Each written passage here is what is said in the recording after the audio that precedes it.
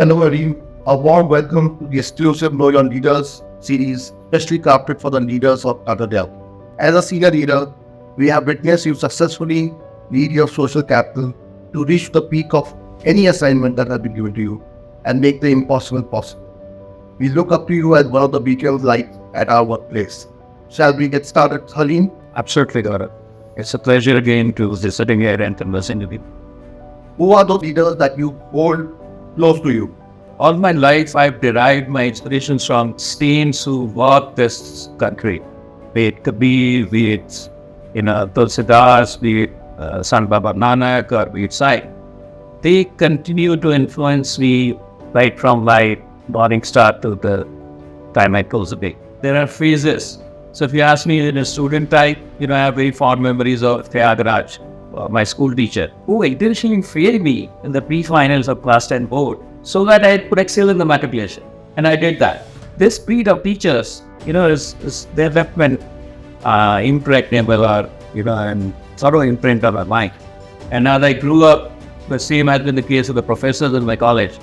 And they have been my heroes. So be it Professor Pillai or Professor Lotia, or very illustrious engineers themselves. And then you move on to the phase of some career in life. And then also to begin with many influential or visionary leaders like Mr. J. Bean, who was the chief executive of the company at that time.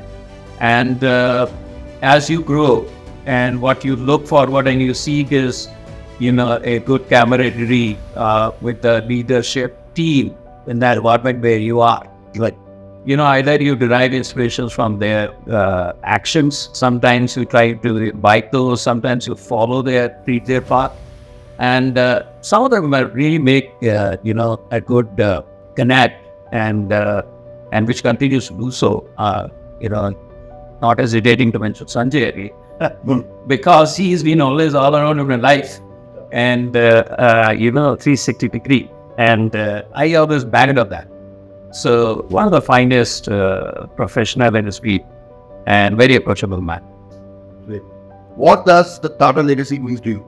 We come of age when we were always talking of Tatas and Birlas of the country. These are companies where they are so deep-rooted that we grew with that.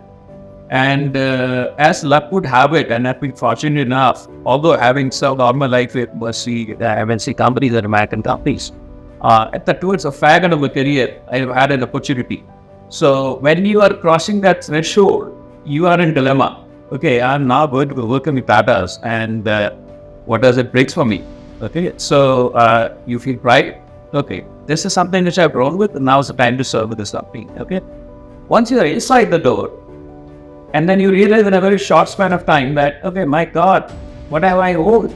This hard hat has got a very heavy weight. I got to make my shoulder strong. This brand embossed on your hard hat, Tata, is a very heavy thing. Trust in the brand, the values established over a 100-year-old period, more than that, fantastic. What is that thing which you want or you think others think about you when they see you as a leader? What is the legacy that you'll leave behind for your youngsters to learn? But I think one fact which I always mention and say is that a leader should walk the talk, and the belief is more cemented by your colleagues and your team managers. If they see that whatever he speaks, he does it himself.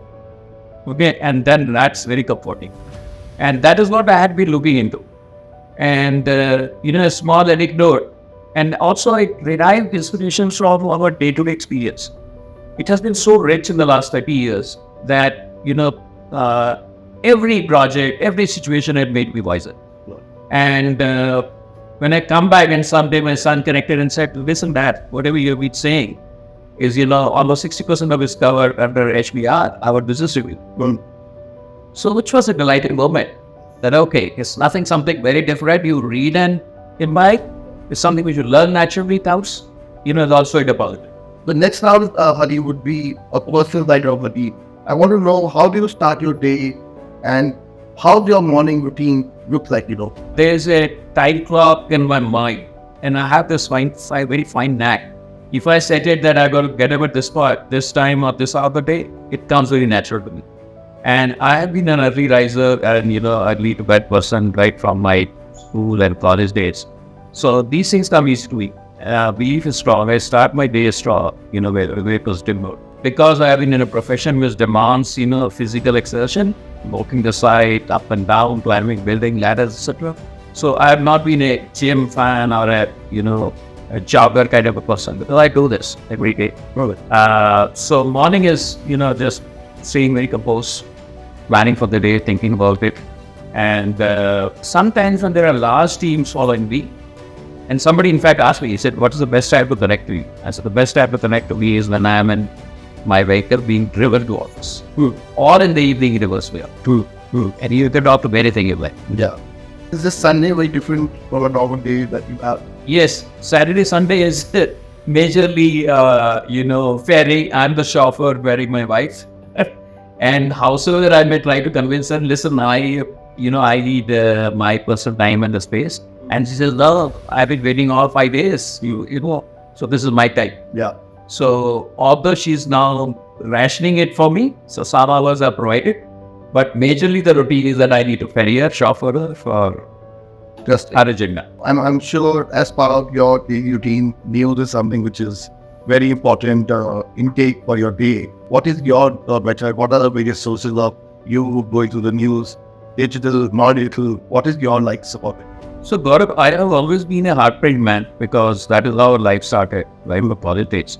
An interesting episode happened when COVID hit us. At that time, he was a newspaper was stopped. Okay, and I was judging, and I was compared to take over to the social media and other platforms, other visual forms. And when it revived again, and I thought maybe I'll not go back to this. That was my self-discipline myself, but I could not. I had to go back. I wanted to feel that, art print in my hand. Something comes very convenient in that. So I do find that quality or the content is not the same what used to be a decade back. But then I have a chance and choice to select what I read. Okay, Times has been my very age-old newspaper which I follow. Mint has got added now.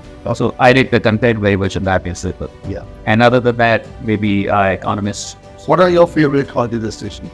Is it forest? Is it hilly? Is it beach? I have mostly, because of the virtue of my work, I've traveled to southern India, western India. I covered most. East is still at an export, and it is I to do that. So, to summarize, at this moment, it may be not doing a justice to, the places which are still virgin on my trip. It's a blessing to be born in a country where every 100 kilometers, the food changes, language changes, climate changes. It's fantastic. What is your go-to music piece or song? Which theme you really like most? I am basically a ghazal person, and I like Sufi also. And the Zahar is my favorite. And I don't think I missed his writings. I missed any of his songs, any of his movies for that matter. So very intelligent and thoughtful. What is that most adventurous or the fondest memory you can remember from your early days of your life? So I named two.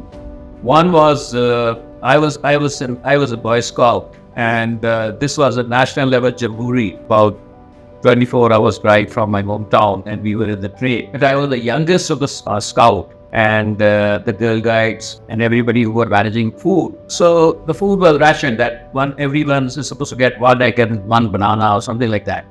And being the youngest one, they were so fond of me that each passing girl guide used to pass on one more to me. So at the end of the day, I realized I'm having 12 eggs and some 12 bananas. And then suddenly, this was not hidden from the senior scouts who really wanted a bigger portion of the wheel. Okay, and then they suddenly saw this guy is carrying so much. Yeah. So I was wrong. So from 0 to 12, and again another 0. With this, I bring to an end to the session. It was a very exciting, good session, Harleen. Thanks a lot for your time. Pleasure having you on this. Same here. Thank you so much, Gaurav.